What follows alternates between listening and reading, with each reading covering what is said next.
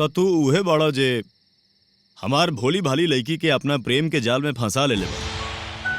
हमार सारा कारोबार प्रॉपर्टी के तू हथियावल चाहता रहा। ये हमरा के बतावा कि हमार बेटी की जिंदगी से निकले खातिर का कीमत लेबा। अपन औलाद ना सबके भोला लगेला सेठ जी।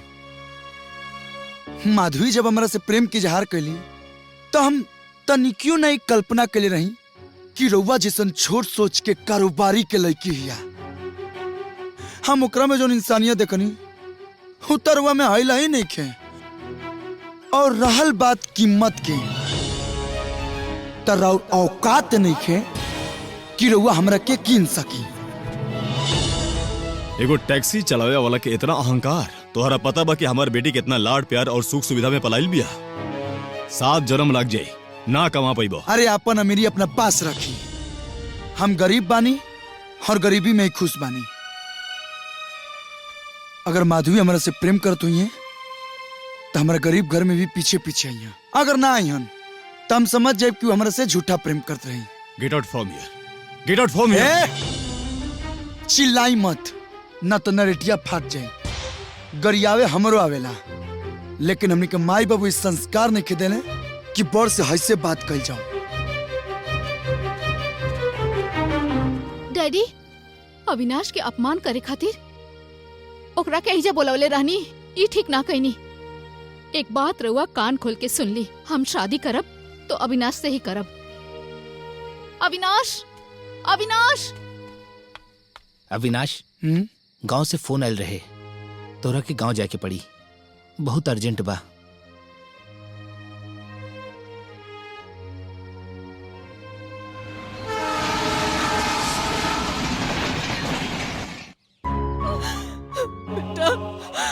सुधा हमने के छोड़ के चल गए।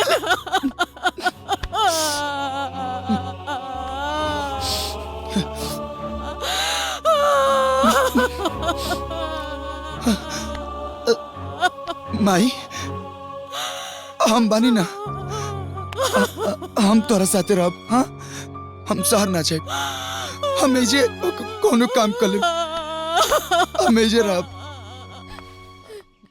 डैडी उनका से जौन बदतमीजी कैले हमरा के सब पता बा। और अविनाश इतना स्वाभिमानी है, कभी हमरा पास लौट के ना आई। आपसे एक विनती बा, हमरा के ओकर पास ओकर गांव ले चली, ना तो हम मर जाई।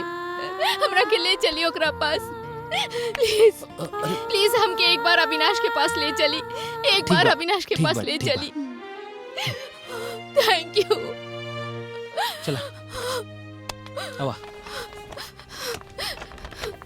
आपको अविनाश का इस तरह से अपमान नहीं करना चाहिए था। मैं उसके बिना नहीं जी सकती, इसलिए मैं उसे ढूंढने जा रही हूं। और तब तक नहीं लौटूंगी जब तक अविनाश आने को तैयार नहीं हो जाता। जय, विजय। जी मालिक। तोहरा लोग के कहले रही ना कि माधवी पर नजर रखिए लोग। ये क्या कहिला? नजर बराबर रख ले रही, पर पता नहीं कहते। मालिक, मैडम के गाड़ी तो बंगले पे बा, बाकी हमनी के नजर तो बराबर रख ले रही। मैडम पता नहीं कौन थे, बिलते निकल भाग गए। नहीं। Shut up. हुकुम सिंह। जी मालिक। अब हम अपन बेटी के कहां खोजी? पता ना ओकरा पीछे पीछे कहां चल गई हुई। अगर हमार बेटी ना मिलल तो दोनों के खाल खींच के भूसा भरवा दे और टांग दे घर में लोमड़ी के पास। हम समझ गए नहीं मालिक की बिटिया रानी कहाँ गैल हुई हैं। जरूर वो अपने शौक साथे गैल हुई हैं। चल फोन दे।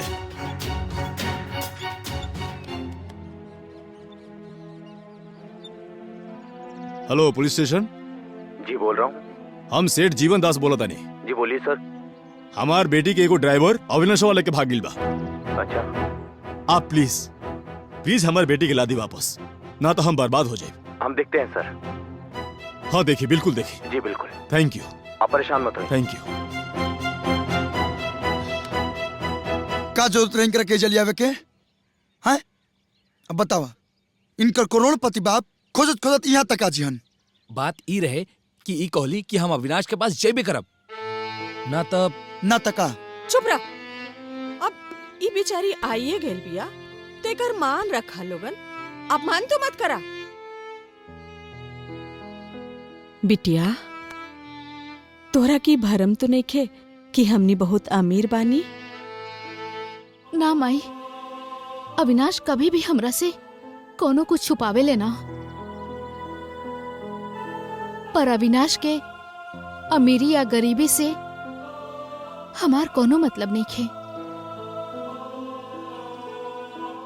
हमके बस अविनाश से मतलब बा।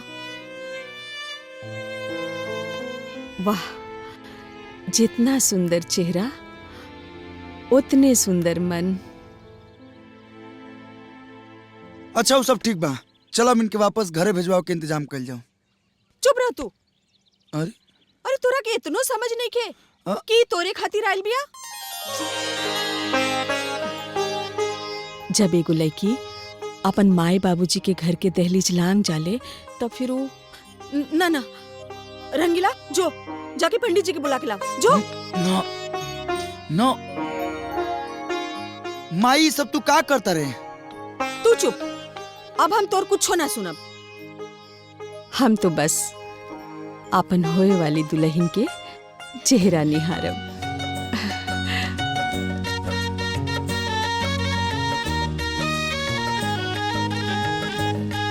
ओम मंगलम भगवान विष्णु मंगलम गरुड़ध्वजा मंगलम पुंडरीकाक्षाय मंगलाय तनोहरि। ओम पूर्णमदः पूर्णमिदं पूर्णास्य पूर्णं गच्छते पूर्णस्य पूर्णमादाय पूर्णमेवावशिष्यते। वक्रतुंड महाकाय सूर्यकोटि समप्रभा निर्विघ्नं कुरु मे देव सर्वकार्येषु सर्वदा। ओम पूर्णमदः पूर्णमिदं पूर्णस्य पूर्णं गच्छते पूर्णस्य पूर्णमादाय पूर्णमेवावशिष्यते। ओम शांति शांति शांति। सर्वे भवन्तु सुखिनः सर्वे सन्तु निरामया सर्वे भद्राणि पश्यन्तु मा कश्चित् प्रभात भवेत्। चलिए फेरा लीजिए।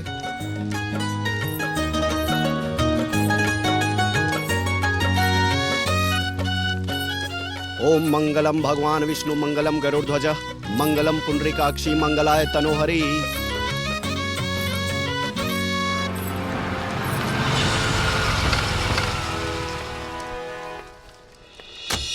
चलिए सिंदूरदान कीजिए।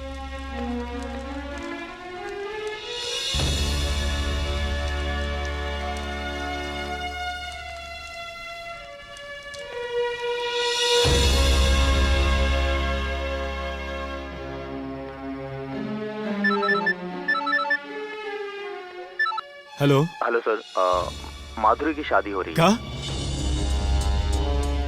माधुरी की शादी हो गई? जी हाँ। ये ना हो सकेला।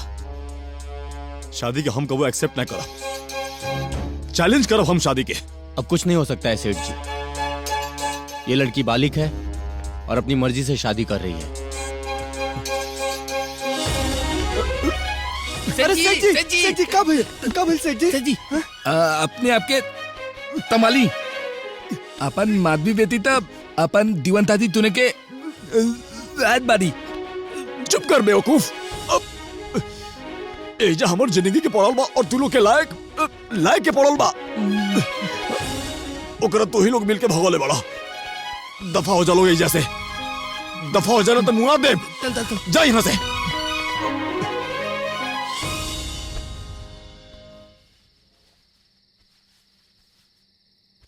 माँ, डैडी अपने दोस्तों के साथ बैठ के शराब पी रहे हैं। ना गोपाल बेटा, तुम ये सब क्यों पूछ रहे हो? सो जाओ चुपचाप से।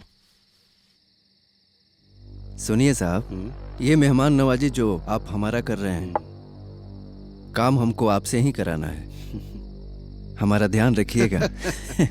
बात तो आपकी सत्य है, पर मेरा मानना है ये दुनिया एक समंदर की तरह है।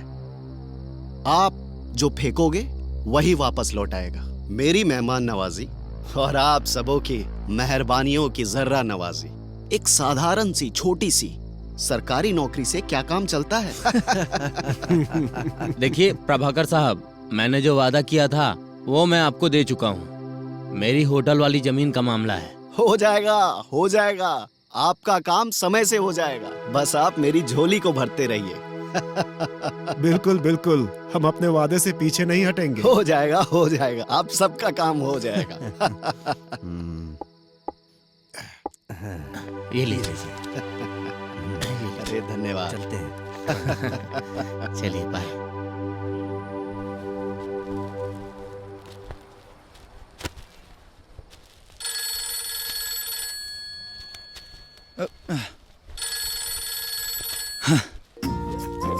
हाँ माधवी, का होता जनाब? कुछ ना, काम करता नहीं। मुझसे बोली हमारा रानी जी। का हुकुम बा?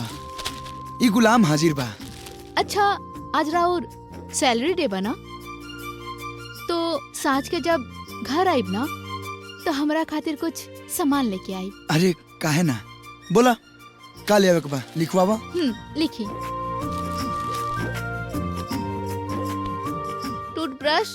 Toothbrush, body shampoo, hair shampoo, साबुन, मॉइस्चराइजर, आईब्रो काजल, मस्करा। अरे एक मिनट, इतना बड़का लिस्ट? अरे यही 1 साल के सामान लागता। देखी, मजाक मत करी, ये कुल सामान तो 1 महीना में खत्म हो जाई। माधवी तू कैसन बात करता रो? बड़ा मुश्किल से नौकरी हमके मिलल बा, और तू जो सामान के लिस्ट दिले बड़ू कम से कम 4 से 5 हजार रुपया की हुई, और एजा खाली पगार मिलला हमके 12,000। और तोहर पर्सनल कुल खर्च करे खातिर अगर एमे से हम 4-5 हजार निकाल देम तो बाकी घर खर्च के का हुई? इस सब सामान के बिना भी तोहर काम चल सकेला। अरे रउआ शॉपिंग मॉल के मैनेजर हैं और हमरा खातिर इतना ना कर सकेनी। देखी, ये सब आइटम जरूरी बा तो हमरा खातिर लेके आई बस। देखा माधवी, हमें दुकान पर खाली काम करी ना, मालिक ना हई, और एजा काम करके पेट पल जाओ उहे बहुत बा। अरे हेलो माधवी,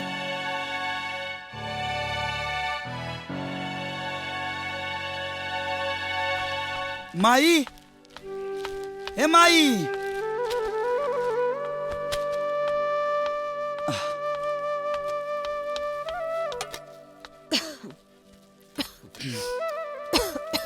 ई ले माई, ई महीना के सैलरी।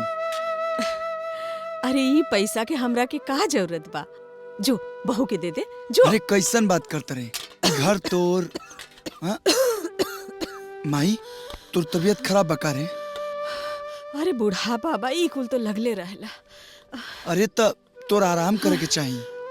अरे आराम करब तो ई कुल के करी? ये सब काम तो माधवी भी कर सकत रही। रुक हम अभी बोला तनी।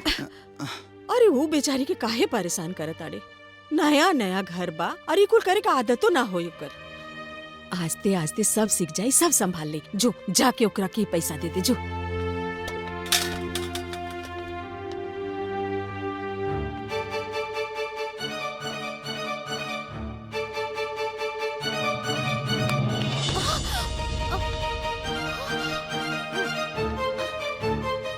अविनाश, हाय देखा,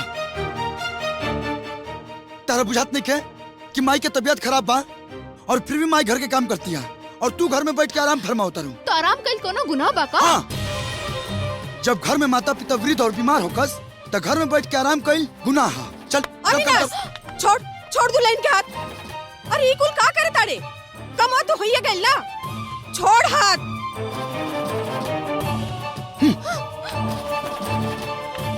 रुका, हम देखा तानी। अविनाश,